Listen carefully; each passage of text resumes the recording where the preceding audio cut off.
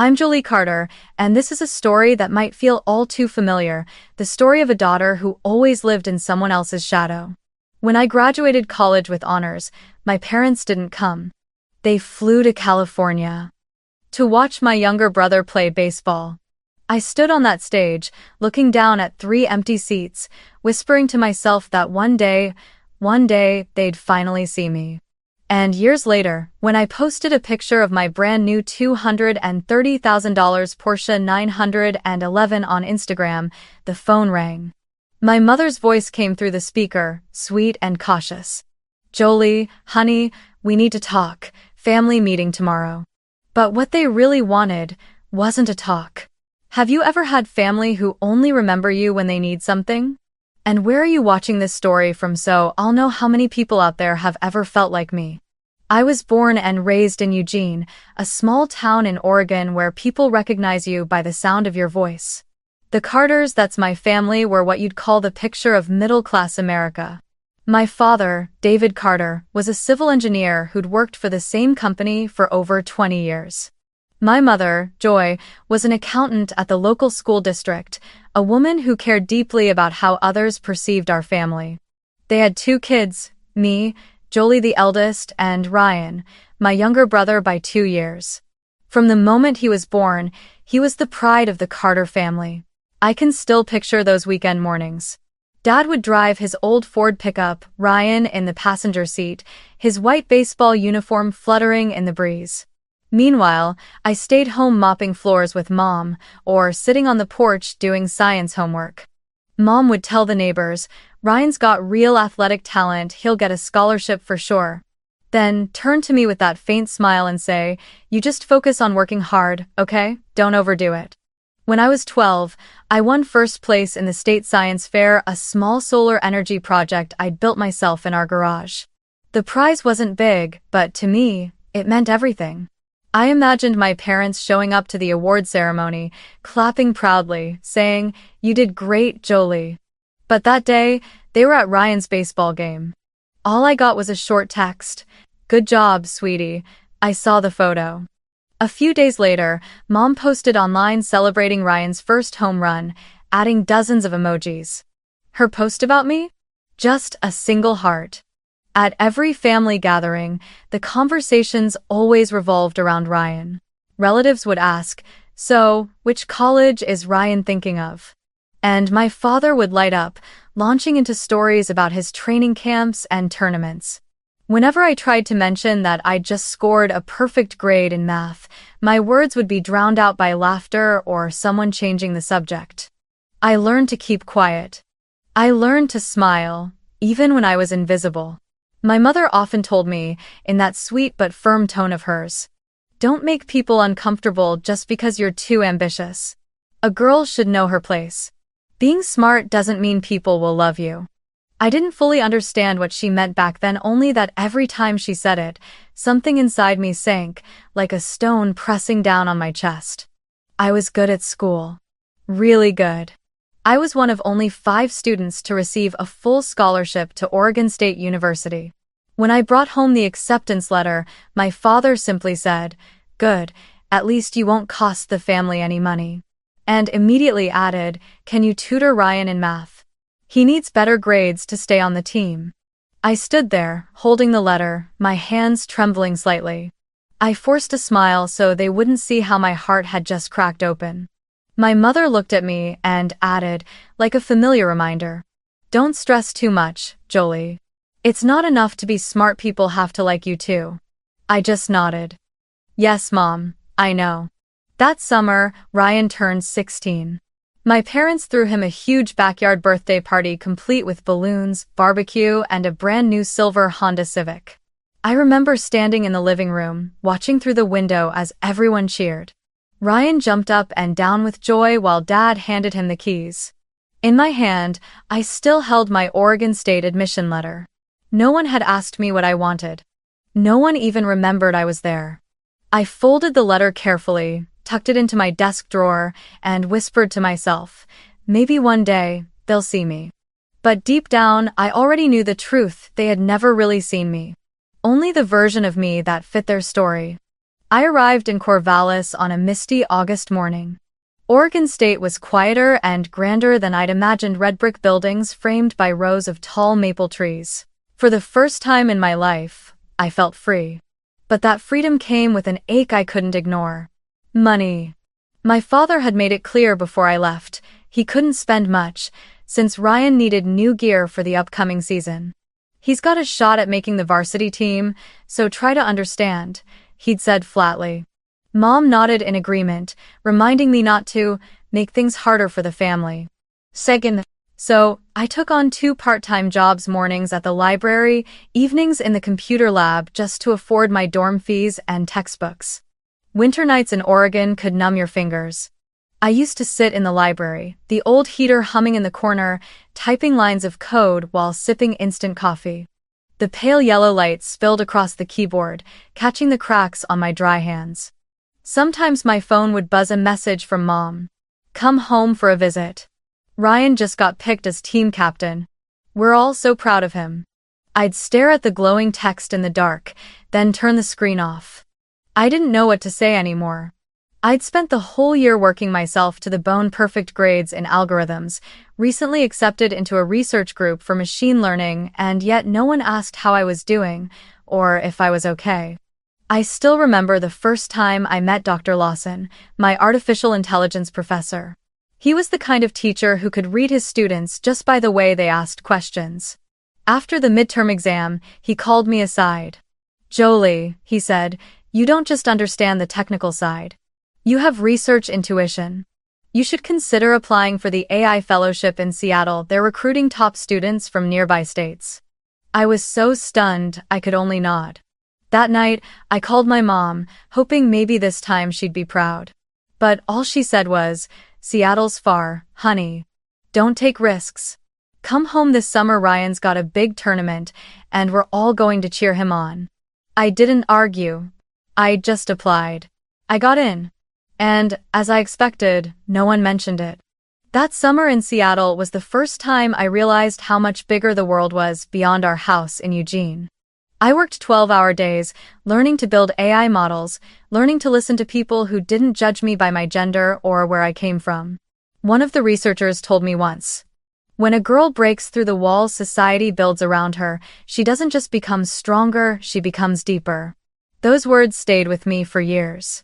My parents never once called to ask how the project was going. The only time they reached out was when Ryan sprained his ankle during a tournament. Mom sent me a picture of him in a hospital bed with the caption, "Pray for your brother. And send a little money if you can, I need to buy his medicine." I sent her $50, my entire food budget for the week, and went back to the lab. That was when it hit me. They didn't care what I was doing, they only cared that I was still capable of helping. Time slipped by quickly. 4 years of college blurred into endless nights, part-time jobs, and projects I carried alone. I never missed a class, never asked for an extension, never once let myself fall behind. When the graduation letter came announcing I'd be graduating with honors, I truly believed that maybe, just maybe, they'd be proud this time. I texted the family group chat. "I'll be receiving my degree this Saturday. It'd mean a lot if you could come." No one replied. 3 days later, Mom finally texted back. "Sorry, Ryan's playing in California that weekend. You understand, right?" The day of graduation was bright but cold. The campus was packed, families waving flags, holding bouquets, shouting their children's names with joy. I stood among the rows of graduates, glancing up at the bleachers at the 3 empty seats marked, "Guest of Graduate." Those seats were meant for them. When the MC called my name, I walked up to the stage, accepted my diploma from the dean, and smiled, though inside, I felt hollow. The applause echoed across the courtyard, but none of those claps belonged to the people I wanted most to hear. After the ceremony, my friends took pictures with their parents, flowers in hand, balloons bobbing in the breeze. I stood alone, my graduation gown swaying lightly in the wind. Someone asked, "Where's your family?" "They're busy," I replied, forcing a smile before turning away quickly, afraid they'd notice the tears welling in my eyes. That night, I celebrated with a cold slice of pizza in my dorm room. My graduation cap sat on the desk beside my silent phone.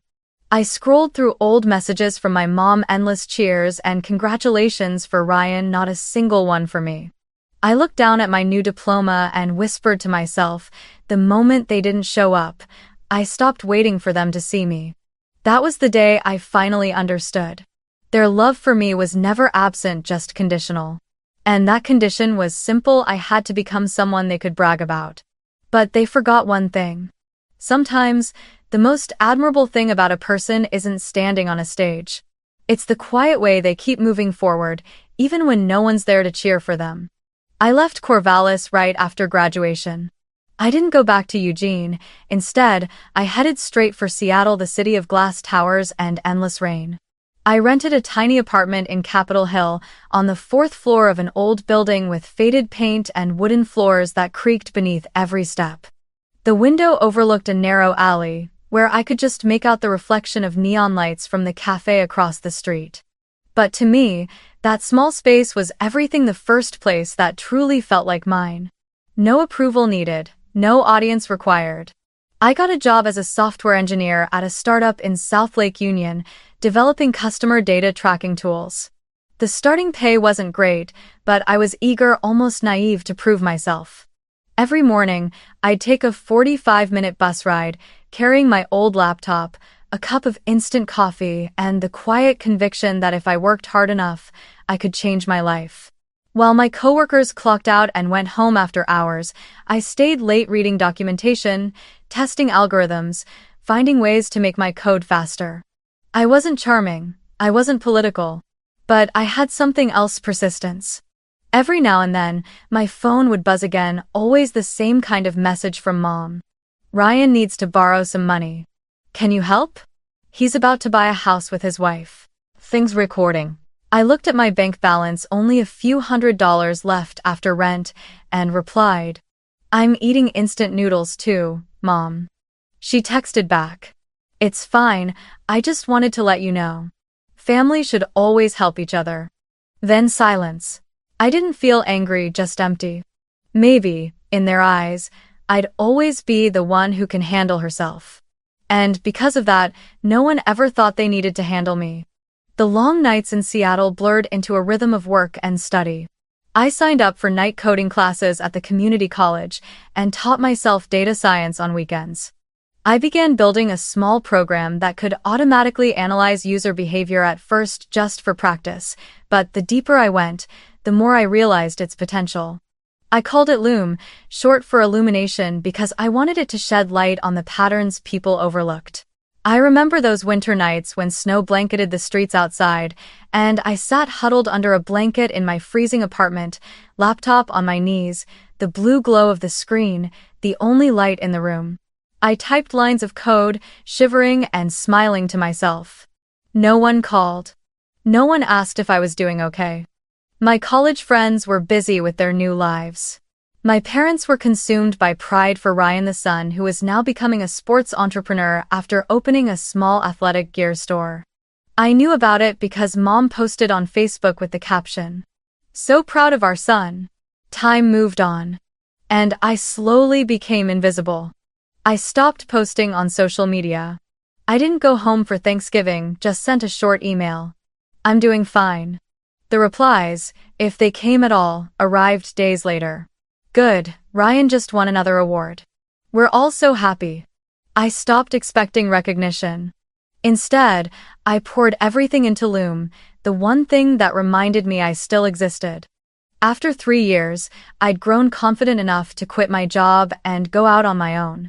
I founded Loom Tech, a company of one, tucked away in a corner of an old co-working space downtown. I wrote code by day, sent funding pitches by night, survived on cheap sandwiches, and worked until the light outside shifted from blue to gold. Sometimes I was so exhausted I'd fall asleep right on the keyboard, waking up with key marks pressed into my cheek. But I never stopped. Because deep down, I knew if I didn't build something meaningful, no one else would ever believe I could. 4 years passed like that, quietly, unseen, without anyone noticing. Mom only called when she needed money for Ryan. The last time I picked up, she said, "Your brother's getting married." They need a little help, could you send something? I asked. Where's the wedding? She replied, casually, as if it were nothing. At home. This weekend. You're probably too busy to come. I smiled. Yes, Mom. I'm busy. Busy enough that I never even got an invitation. On the day of the wedding, I saw the photos online, Dad in a tailored suit, Mom beaming, Ryan holding his bride's hand under the garden lights. I scrolled through them slowly. No anger, no sadness. Just silence. Then I printed a small card and wrote a few words. Wishing you happiness. And I mailed it. No one ever replied. That night, I stood by my apartment window, watching the city lights flicker across the rain-streaked glass. Seattle rain tapped softly on the roof, like a steady metronome. I thought about that wedding hundreds of miles away, my family laughing, toasting, telling stories that didn't include me. And in that moment, I saw it clearly. I didn't belong there anymore. No one asked how I was doing. But for the first time, that didn't break me. It strengthened me. I realized that if I wanted to be seen, I'd have to turn on the light myself. I left Seattle soon after, when Loom, the small tool I had once built in that cramped apartment, started gaining attention. Two of my former classmates, Alex and Priya, reached out after reading a technical post I'd shared on a programming forum. We met at a coffee shop near the pier, a sticky wooden table, half-empty cups, the gray Seattle morning light reflecting through a fogged-up window. Alex was a product guy, fast-talking, full of energy. Priya handled finance, sharp, grounded, almost intimidating. And me? I had the idea. More importantly, I had something they didn't, a working prototype. When they suggested I move to Austin to build the company together, I hesitated. I'd never left the Pacific Northwest, never imagined starting from zero in a city that felt like another planet. But then I thought, in Seattle, I'd learned how to survive. Maybe in Austin, I could learn how to live. So I packed my things and rented a small apartment in South Congress, where music from nearby bars drifted through the windows at night, and the Texas sunlight spilled through thin white curtains each morning. I named the company LoomTech, keeping a piece of my past, a quiet reminder of how far I'd come. The three of us started out in a rented office inside an old warehouse district, just 3 desks, 1 coffee machine, and a whiteboard crowded with tangled lines of code. I was technically the CEO, though in reality, none of us had titles. Work piled up endlessly, swallowing our lives whole. I often stayed up until 3 in the morning debugging, rewriting algorithms, or simply sitting alone in the quiet, thinking about what came next. There were nights when the power went out, and we worked by the light of our phones. Mornings, when I'd look out at the rain-soaked parking lot and see a reflection of my younger self, the girl who once ran to her first interview because her car had broken down. We lived on coffee and hope. Priya used to joke that a startup was a religion where people pray for funding, and I'd reply, if we fail, at least we tried. The first month, no one bought our product. The second, we burned through nearly all our savings. But by the 6th month, a real estate company in Dallas reached out. They wanted to use our software to analyze satellite images of land plots. That was our first contract. And from there, LoomTech began to grow. 3 years later, our office wasn't a warehouse anymore. It was the 12th floor of a glass building overlooking the Colorado River. I was still the first to arrive and the last to leave. One night, after everyone had gone home, I stood in the middle of the office, watching the city lights reflect off the LoomTech logo on the wall. The hum of printers, the soft tapping of keyboards, the echoes of laughter, they all blended into one quiet symphony of persistence. I thought back to the day I'd signed our first lease, my hand trembling so hard my signature came out crooked. Now, I was signing another contract, one 1,000 times larger. A venture fund from California had offered to acquire LoomTech for $12 million. After 3 intense weeks of negotiation, it was done. My share after taxes. $6 million. Alex grinned and said, we should celebrate champagne, maybe even a weekend trip. But I just wanted to sleep. I didn't post it online. I didn't brag. I sent one short email to the team. Thank you for believing when no one else did. Then I shut down my computer and sat there for a while, letting the silence settle. For the first time in years, I felt both happiness and a strange emptiness. There was no one to tell. No one to ask, "You really did it?" I called my mom, just to hear her voice. She answered after 3 rings, speaking quickly. "Ryan just opened another branch for his sports store, we're so busy. How are you?" "I'm good," I said. Then hung up.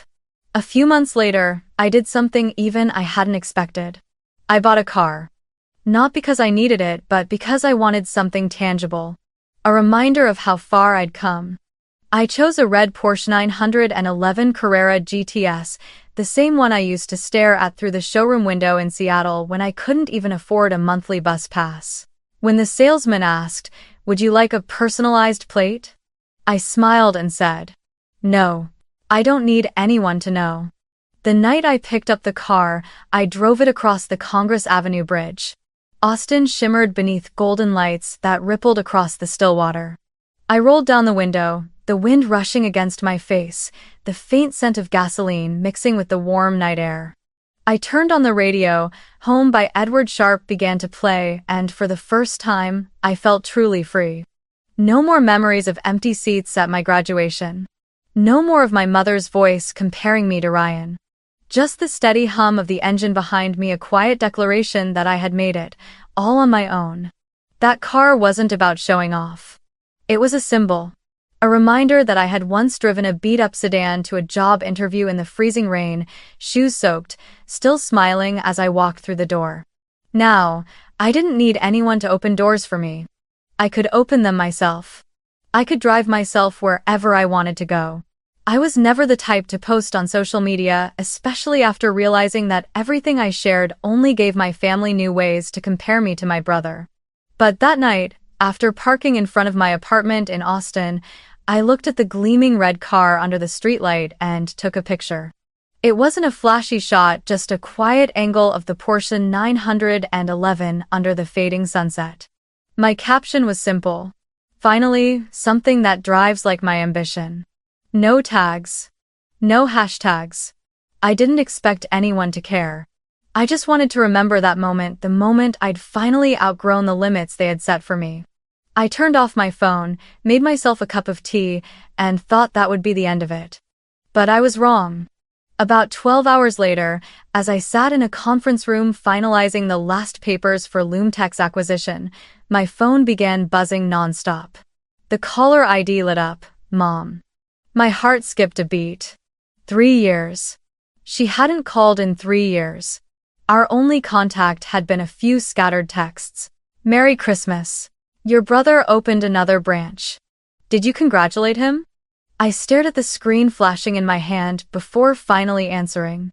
Her voice sounded the same, soft, but with a nervous edge. "Jolie, how are you? Your father says we need to meet. There's a family matter we need to discuss." I stayed silent for a few seconds. The word family hit me sharp and foreign. "Family?" I repeated slowly. "I thought you'd forgotten I existed." She let out an awkward laugh, a short breath catching between her words. "Don't say that. Ryan's been having some difficulties. You know how business can be these days. Your father and I think we should all sit down and talk it through. We're meeting at the house tomorrow afternoon, okay?"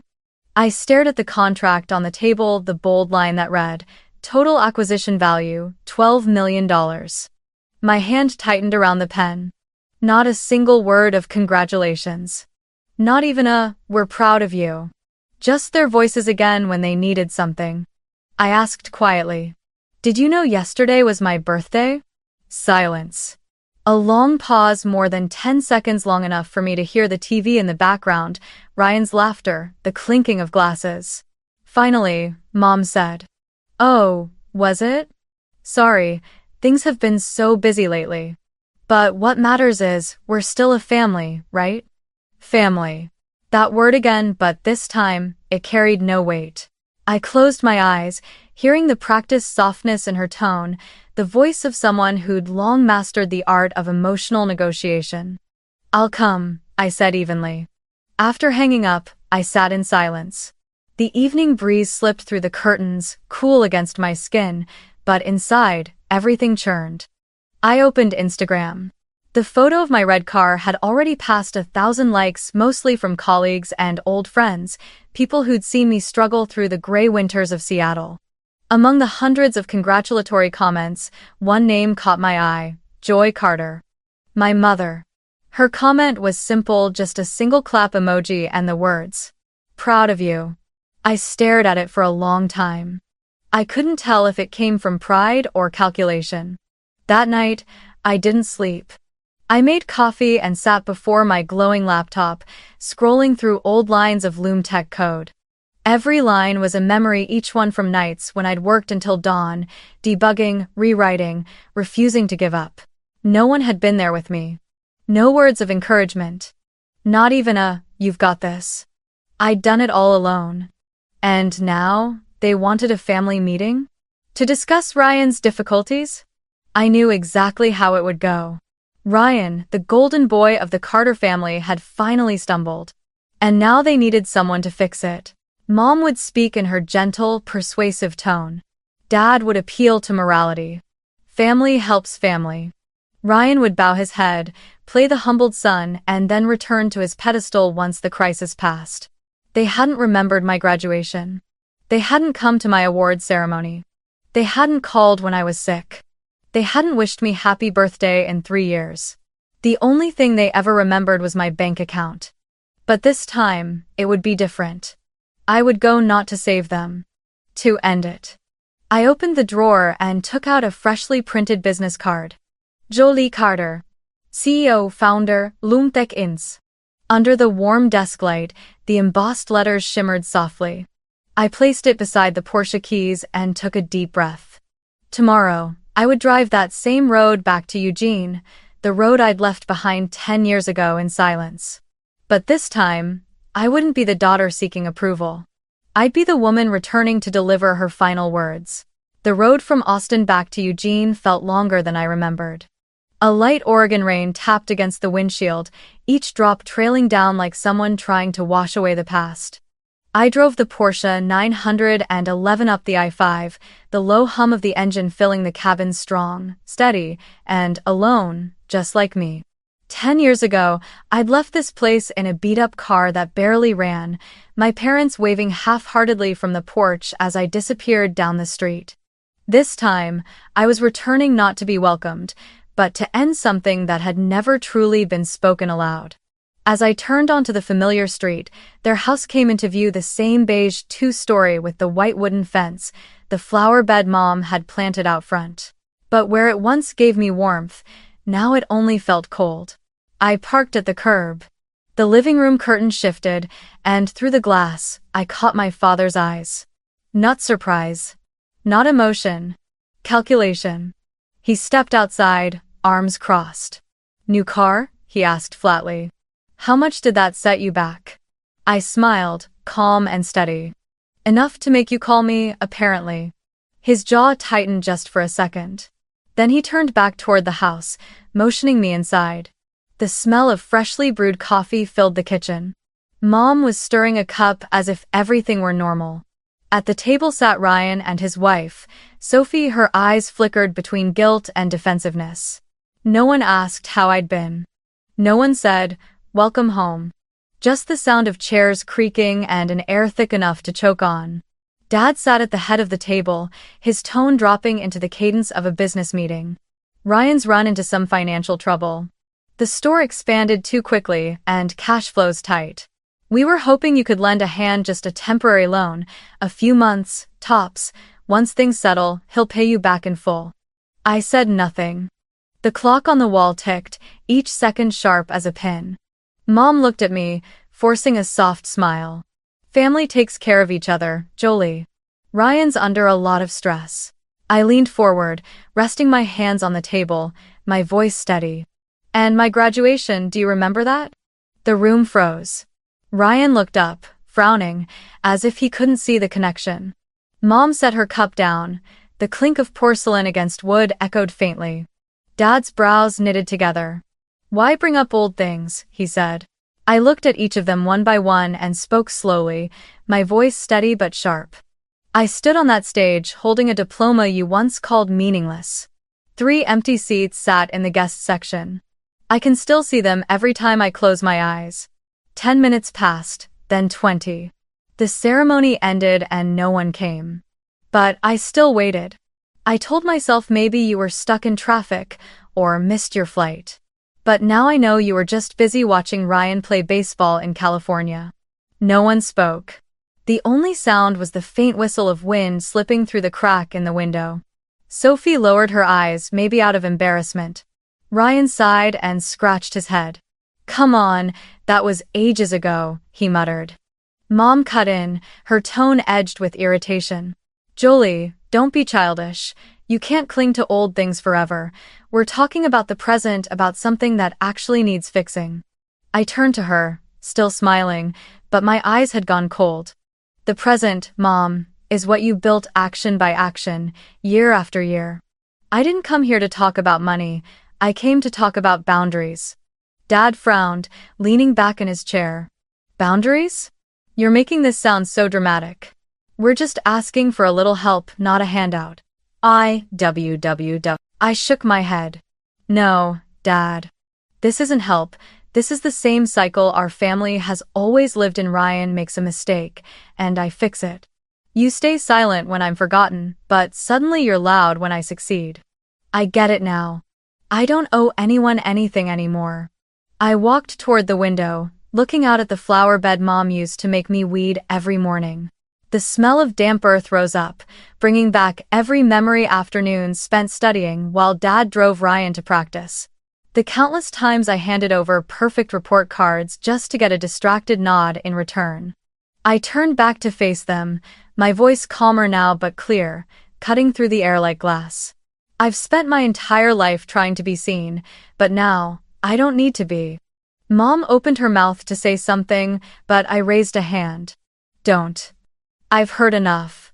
We both know this so-called family meeting is just code for 'Can Jolie bail Ryan out again?' I didn't come here to write a check, I came to write the ending." No one answered. Ryan's face flushed red, and Dad stared at me, a mix of anger and disbelief flickering in his eyes. I set my car keys on the table and said quietly, "If you really want to talk, then let's talk about boundaries, because from now on I'm going to have them." "Vo." Dad shot up, slamming his hand on the table, his voice like metal clanging against concrete. "Family means helping each other, Jolie. Have you forgotten that?" He didn't look at me like a father speaking to his daughter. He looked at me like a boss disappointed in an employee who refused to obey. I took a deep breath, steadying my voice. "Helping each other, yes. But helping doesn't mean one person carries everyone else forever." Ryan leaned back in his chair, arms crossed, a half-sarcastic, half-irritated smirk on his face. "You've got money now, don't you? Why are you being so stingy? You wouldn't even have that degree if this family hadn't supported you." I turned to him, meeting his eyes squarely. "Supported me?" I repeated softly but loud enough for everyone to hear. "Do you remember when I was a sophomore, working late nights in the library because Dad said you needed money for your team? Do you know I lived in a moldy apartment with a leaking roof, eating expired bread for 3 days straight because I couldn't afford groceries while the rest of you were in Hawaii, smiling for family photos with the caption, 'Family is everything'? And now you call me stingy?" Ryan opened his mouth to speak, but no words came out. I continued, my voice calm but unflinching. "You're right, Ryan, I did make money, but I didn't earn it so I could keep feeding the habits that once broke me. I'm not stingy. I've just stopped hurting myself for people who never noticed the bleeding." The air in the room thickened until it felt hard to breathe. Mom sat frozen for a moment, then suddenly began to cry, her shoulders trembling, the sound small, practiced, and perfectly timed. "Jolie, how can you say that?" she whimpered. "I just wanted us to be together again. It's been so long since the family sat down like this."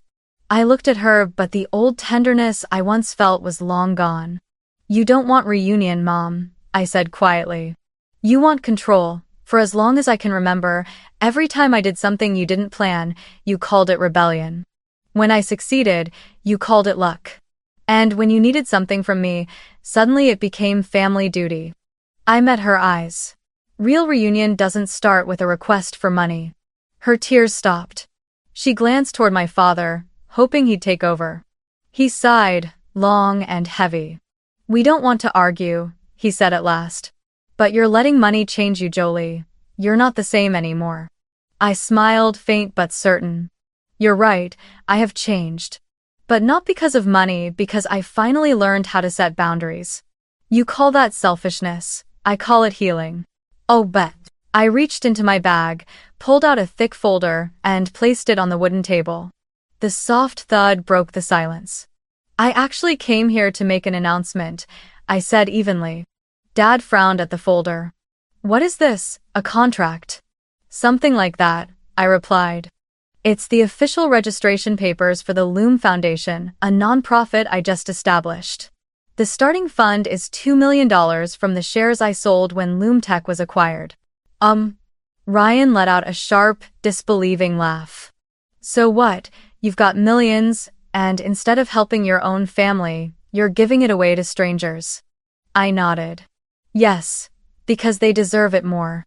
I opened the folder, flipped to the first page, and read aloud, my tone steady, unwavering. This foundation will provide scholarships for young women pursuing technology, especially those who've been overlooked, underestimated, or dismissed, just like I once was. It's for the girls no one believed in, the ones with no safety net, who still keep fighting forward. I want them to have the chance I never had. Mom's sobs grew louder now, raw and real this time. $2 million? For strangers? She cried. While your brother is drowning in debt, while this family's business is falling apart, Jolie, how could you? I looked at her, my mother, with a gaze that was cold but strangely calm. Mom, you're mistaken, I said softly. It's not that I can't bear to help, it's that I can't keep being this family's emergency wallet anymore. I've worked for 10 years of building something from nothing, and now, I want the money I've earned to open doors for others, not to patch the same holes this family keeps tearing open. My father slammed his palm on the table, his face turning red. Jolie, you're embarrassing the entire family. I rose slowly, meeting his glare with a quiet steadiness. No, Dad. I'm just telling the truth.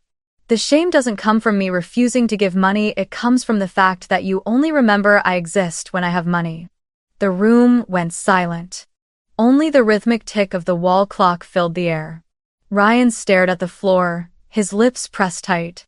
Mom's hands trembled, fingers twisting together. Dad stood there, jaw clenched, eyes darting between anger and disbelief. I closed the folder, slipped it back into my bag, and said evenly, I didn't come here to divide money, I came to draw boundaries. And I think I've done that. I turned toward the door. Behind me, Mom's voice wavered, thin and trembling. You'll regret this, Jolie. Blood ties don't just disappear. I paused, my hand on the doorknob. For a moment, I considered walking out, letting the story end like all the others, in silence, in misunderstanding, with me branded the ungrateful daughter. But not this time.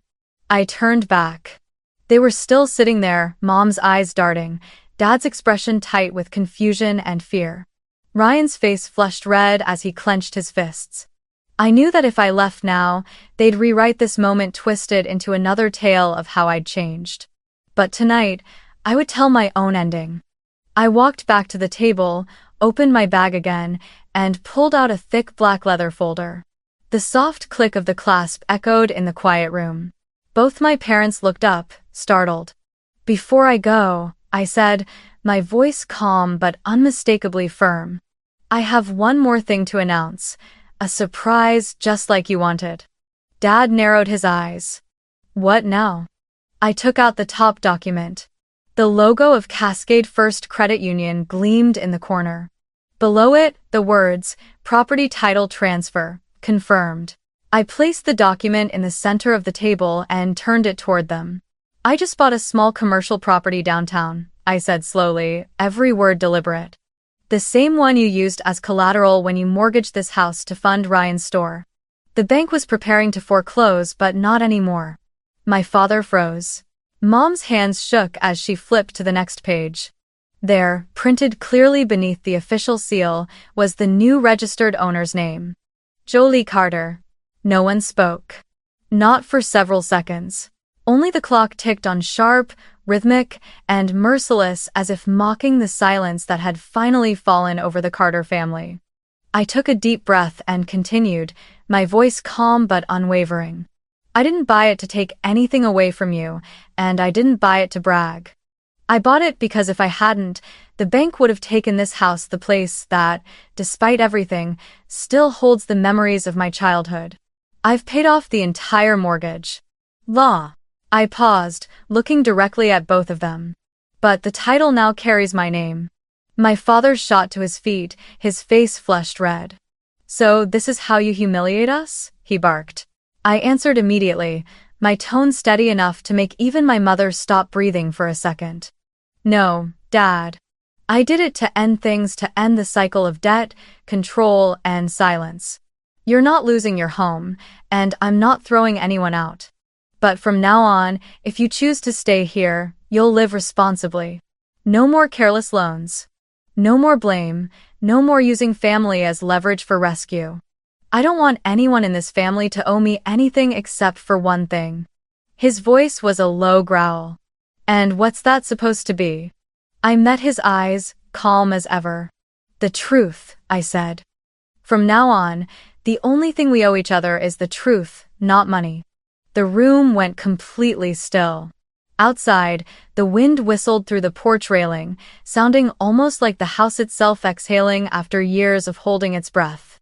Ryan slammed his hand against the table, his chair toppled backward with a sharp crash.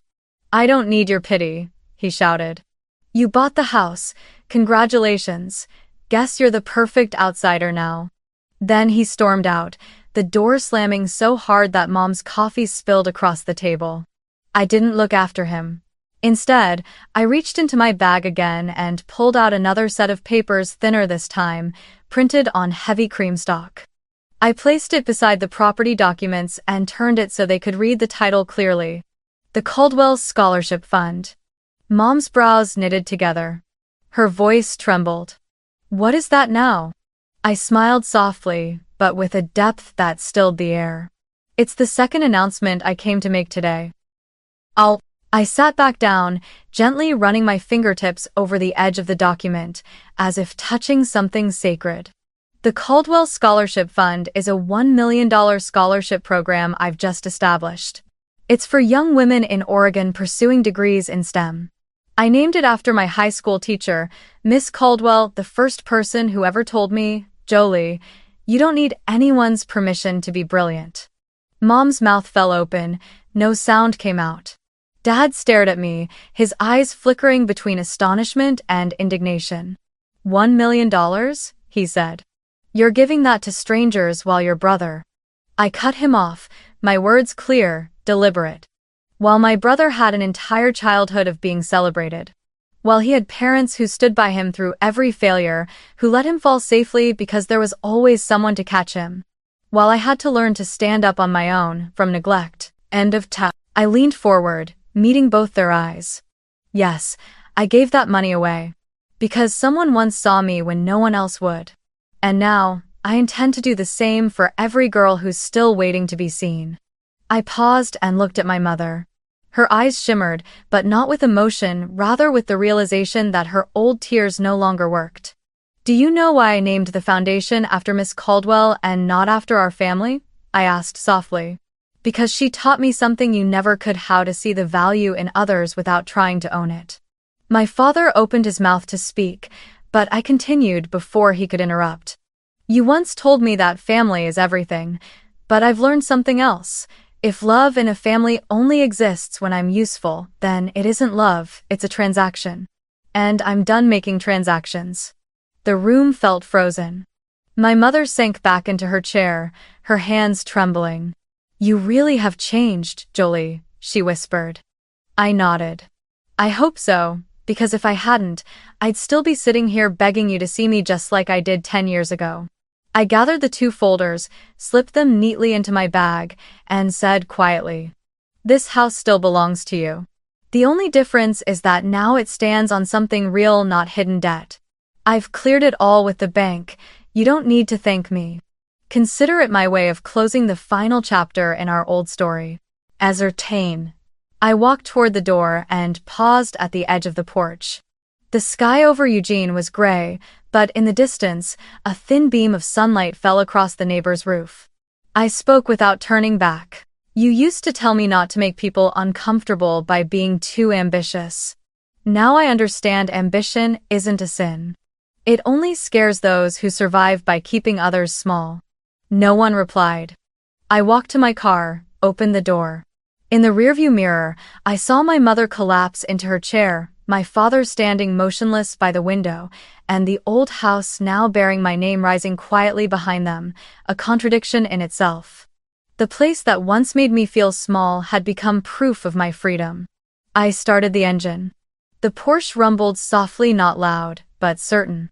As the tires rolled over the street blanketed in golden leaves, I felt a lightness I hadn't known in years. Not because I'd won, but because, for the first time, I no longer had anything to prove. I had, as the caption once said, showed up with a surprise. A gift not for them, but for myself. The right to choose my own life. And the right to walk away when family no longer means love. The next day, I left Eugene and drove back to Austin in silence. Along the highway, my phone kept buzzing, but this time, I didn't reach for it. I already knew what those messages would say. The first one came the next morning from Mom. "You destroyed this family." I stared at the glowing words on the screen, then turned the phone face down. I wasn't angry. I wasn't even sad. Maybe, in her world, setting boundaries will always look like betrayal. A few hours later, Dad posted something on Facebook, a short status that quickly gathered dozens of shares from relatives and old family friends. When children succeed, they forget where they came from. 1. The post was paired with a photo of him standing on the porch, arms crossed, wearing a forced smile and the kind of self-pity that always drew sympathy. The comments were predictable. "Kids these days are so selfish. Family should matter more than money. Hopefully she'll realize before it's too late." I read a few lines, then set my phone down on the table. A few years ago, that would have broken me. I would have cried, tried to explain myself, maybe even written a long message defending how I wasn't ungrateful. But now I just felt light. Because I finally understood when someone wants to play the victim, they'll always find a stage. And yet, a few days later, something unexpected happened. A small article appeared in the Eugene Herald's local news section. Oregon engineer establishes $1 million scholarship fund for women in STEM. I was once overlooked, and I don't want anyone else to be. A photo of me holding the plaque for the Caldwell Scholarship Fund spread across local news outlets. Within 24 hours, the same people who had condemned me on my father's post began writing new comments. "This is incredible. Her parents must be proud. How? She's doing what most people only talk about." Meanwhile, my parents' accounts went completely silent. The old post disappeared, no apology, no clarification. I knew the article hadn't come from them.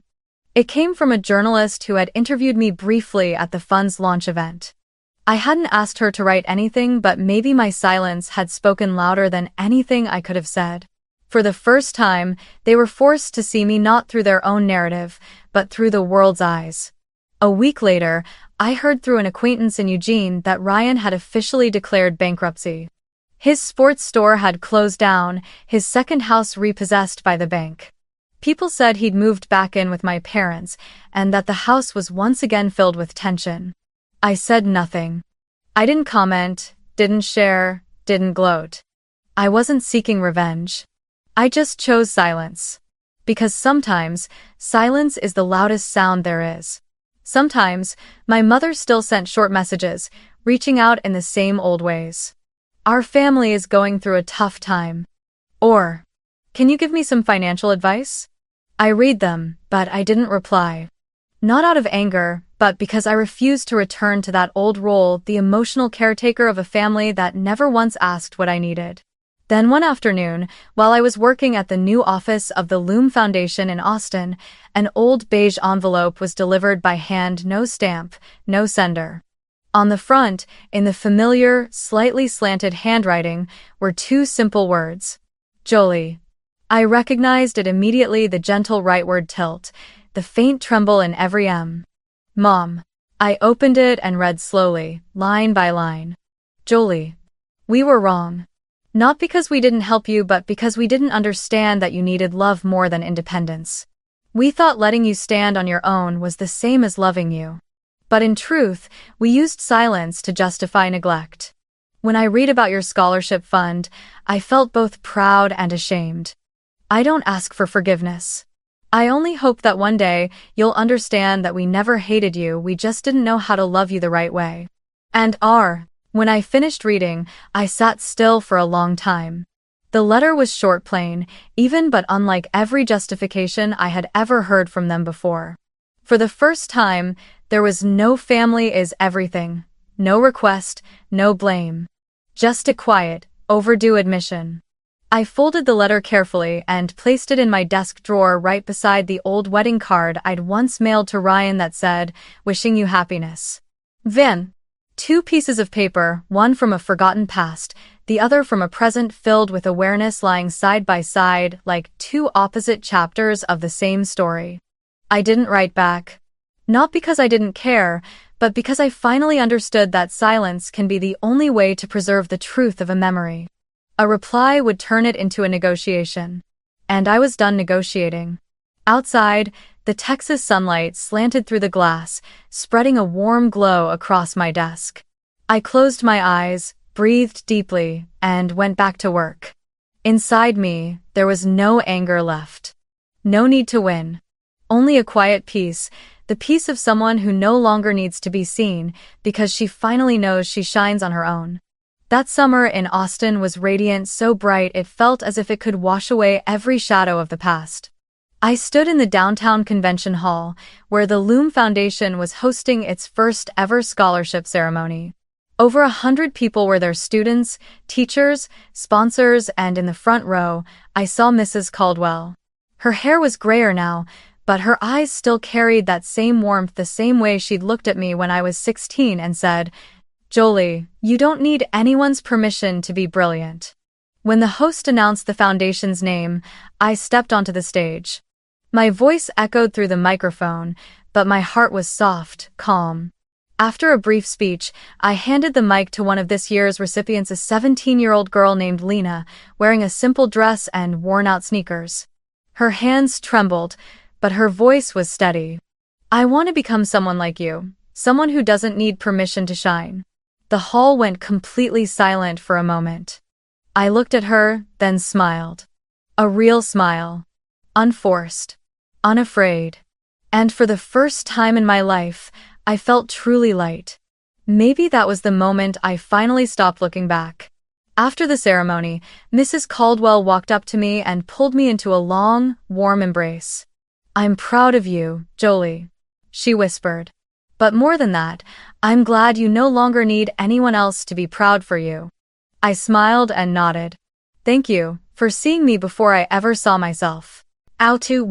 In the months that followed, I poured myself into the foundation, launching mentorship programs, connecting young women with tech companies, creating spaces where they could grow without apology.